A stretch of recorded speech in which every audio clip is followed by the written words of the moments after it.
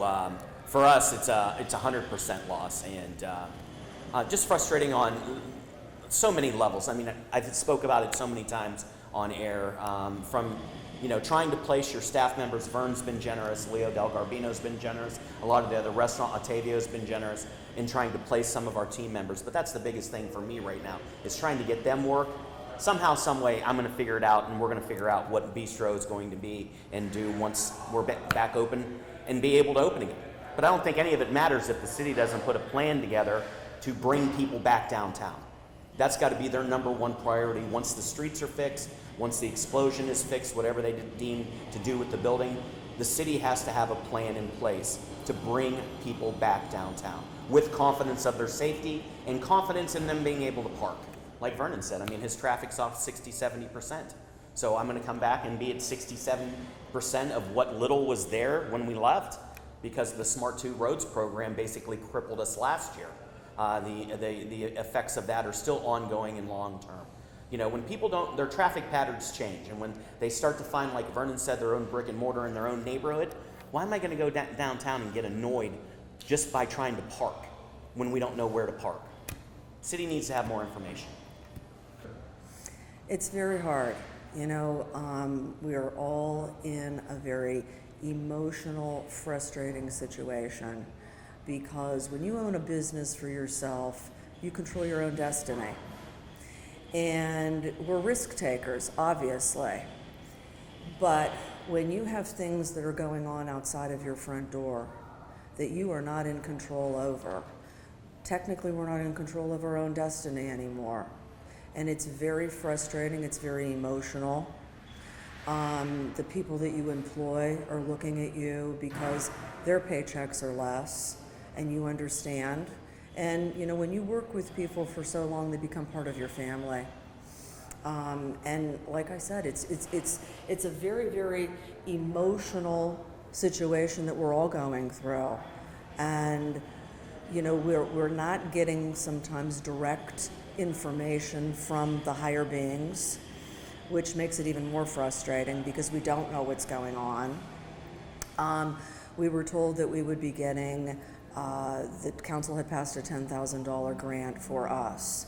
And then yesterday saw something through an email, through a correspondence with somebody, that it was going to be a few weeks. That tells me, that statement, that the people in our government really don't understand. A few weeks is detrimental to people that have lost major revenue overnight. Those funds need to be expedited. And whatever they need to do it to expedite them.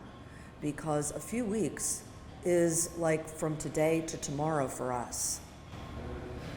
And then you kind of touched on this, beyond the $10,000.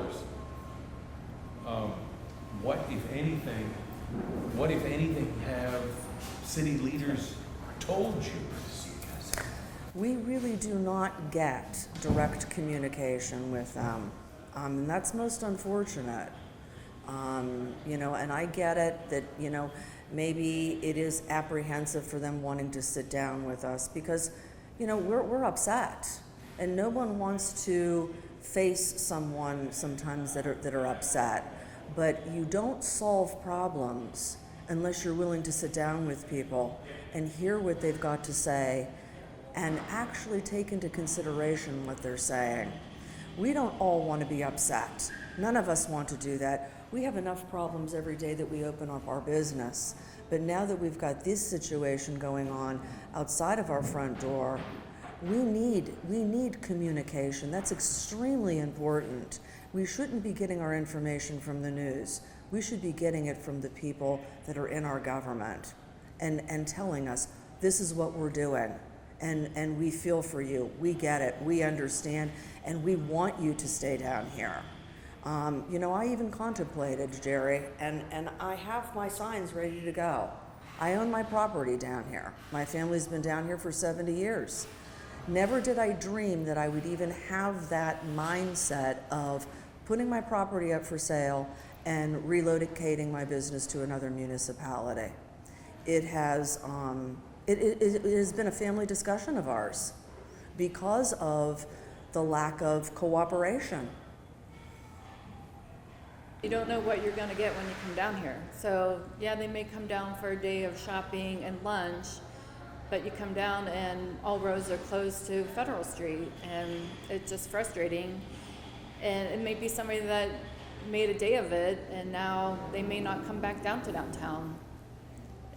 So we're losing people that, I mean, it is a destination, so we have to make it that. We have to make it road friendly, parking friendly, people friendly, and people may not give us a second or third chance. It's paralyzed it. You know, you have people, there was a Facebook post that people don't know where to park to come down here, and they're telling you it's unsafe.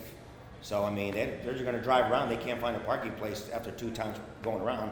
They're going somewhere else. They're going to go to another brick and mortar that has a parking lot in the front, and they can walk right in. You know, that's what makes it tough right now. So even our Saturday nights where we used to be so damn busy, nobody's coming down here right now. Hi everyone, I'm Lindsay Watson. Thanks for watching the WKBN 27 First News YouTube channel. If you want more video news, subscribe to our channel. And don't forget to download the WKBN 27 First News app for breaking news alerts.